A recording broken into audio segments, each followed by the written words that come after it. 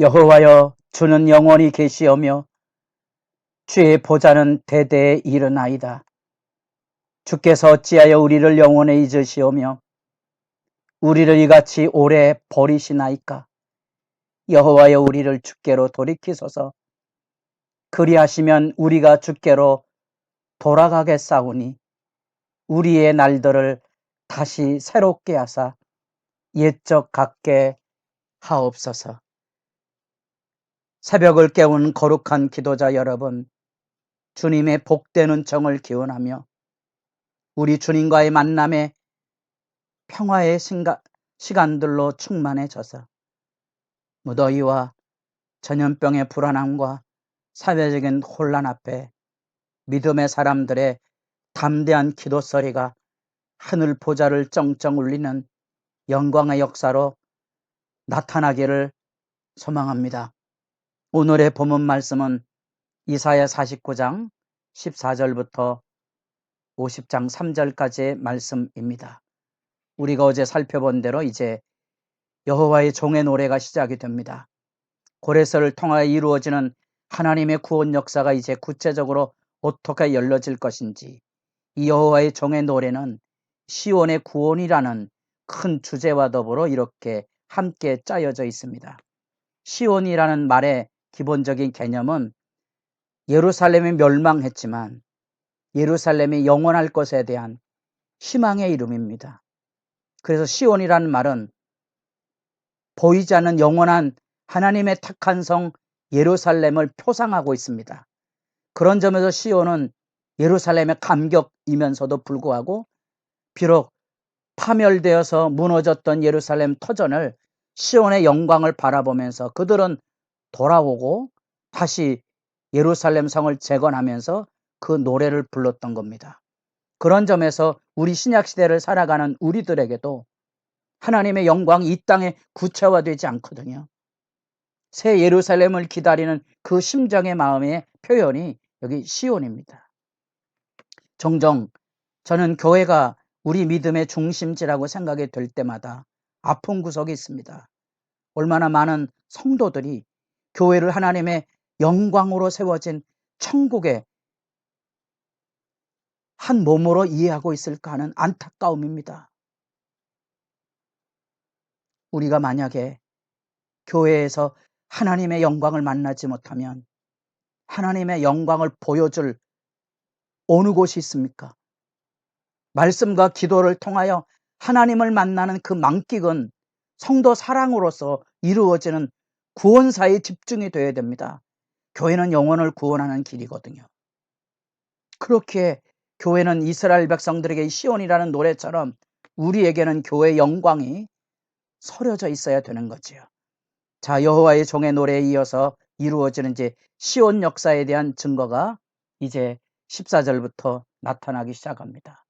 이스라엘 백성의 절망의 현실들을 내다보시고 그 이스라엘 백성의 탄식과 절규에 대하여 하나님의 대답이 들려집니다. 14절 15절 감격의 증언입니다. 오직 시온이 이르기를 여호와께서 나를 버리시며 주께서 나를 잊으셨다 하였거니와. 여인이 어찌 그 젖먹는 자식을 깼으며 자기 태에서 난 아들을 긍휼히 여기지 않겠느냐. 그들은 혹시 있을지라도 나는 너를 잊지 아니할 것이라. 감격의 장면으로 하나님이 자기 백성을 다시 품에 안는 장면입니다. 아마 이 복음을 가장 잘 그려준 예수님의 비유가 돌아온 탕자의 비유 기억하십니까? 아들을 기다리고 있는 아버지, 그 아들을 맞아주는 그 아버지의 따뜻함, 그게 복음입니다. 그게 하나님이십니다. 하나님은 지금 하나님의 말씀을 어기고 포로로 끌려갈 자기 백성의 비참함을 예견하고 있는 이사야를 통하여 그들의 심판의 비참함을 예고할 뿐만 아니라 다시 돌아올 사랑의 품까지 다 여기 들려주고 있다는 사실입니다. 나는 결코 내 백성을 잊지 않았다는 거지요. 그 시온의 회복을 이루실 때 이스라엘 백성들이 가지고 있었던 그 절망의 현실, 그 고통스러운 70년의 세월을 하나님께서 단번에 싸매어 주십니다. 사랑으로 품어주신 거지요. 사실 하나님이 이스라엘 백성을 버리신 게 아니고 이스라엘이 하나님을 버린 거 아닙니까? 우리가 하나님을 버리고 떠난 거지 하나님이 우리를 버리지 않았거든요. 인간이 저지른 죄가를 우리는 치를 뿐인데 우리는 마치 하나님께서 내게 징벌을 행하셨다고 생각하고 하나님 원망하고 탄식하지 않습니까? 아닌데, 아닙니다. 하나님은 버리는 분이 아닙니다.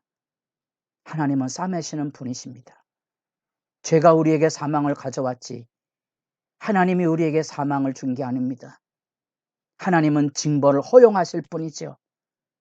죄의 지배 아래 우리를 고집하고 있기 때문에 내어두신 거지 하나님이 우리를 버린 게 아니시라는 겁니다.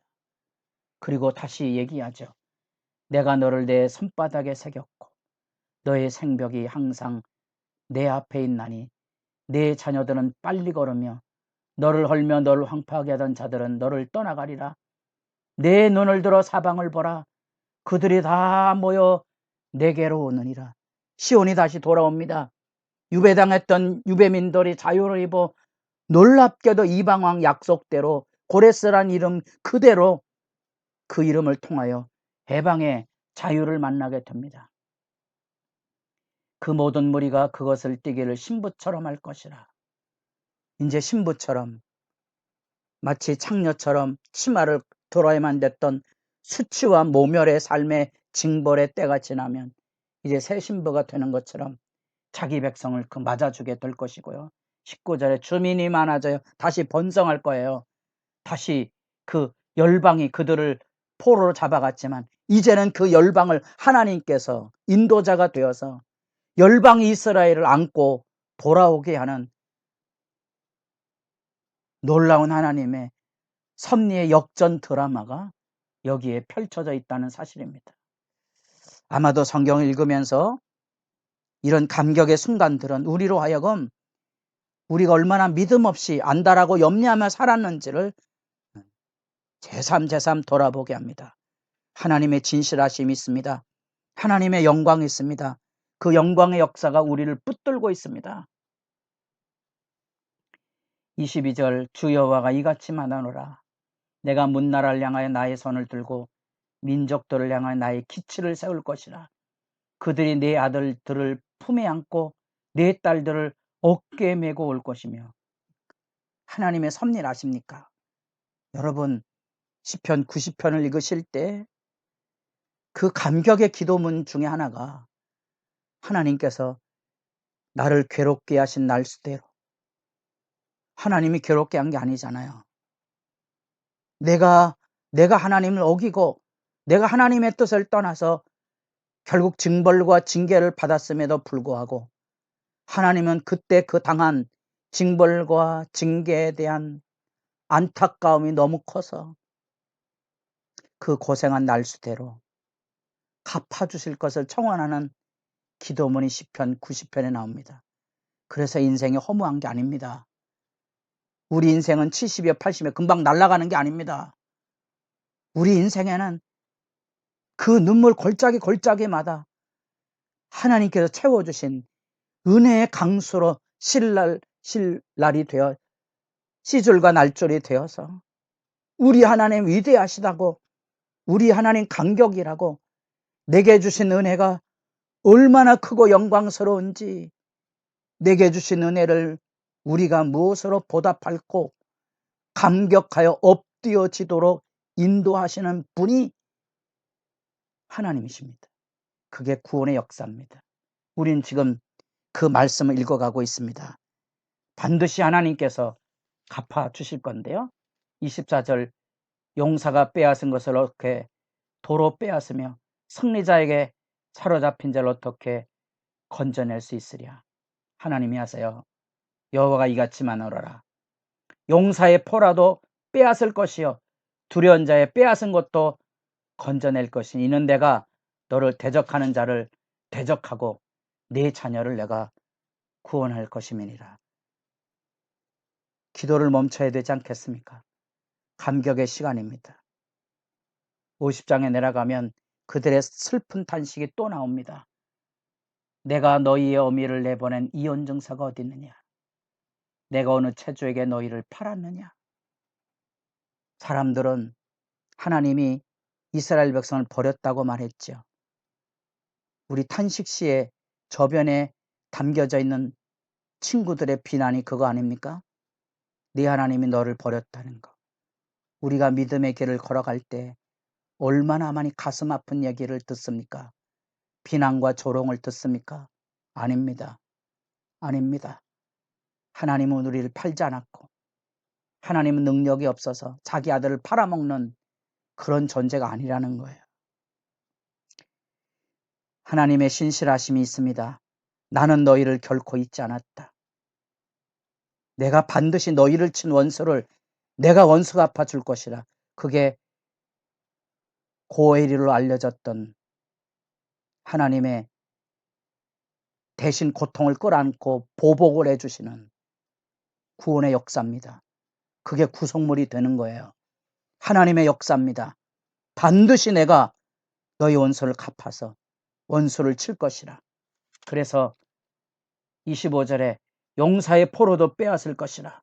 두려운 자의 빼앗은 것도 건져낼 것이라. 이는 내가 너를 대적하는 자를 대적하고 또 하나님은 능력이 많으신 분입니다. 이혼증서를 쪄준 적도 없고 팔아먹은 적도 없습니다.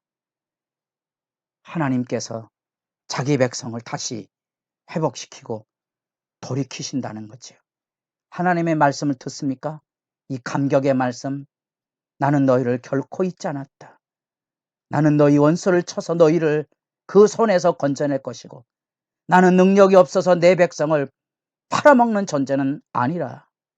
주의 말씀을 붙들고 여러분의 기도가 담대한 찬양으로 변화될 수 있기를 바랍니다.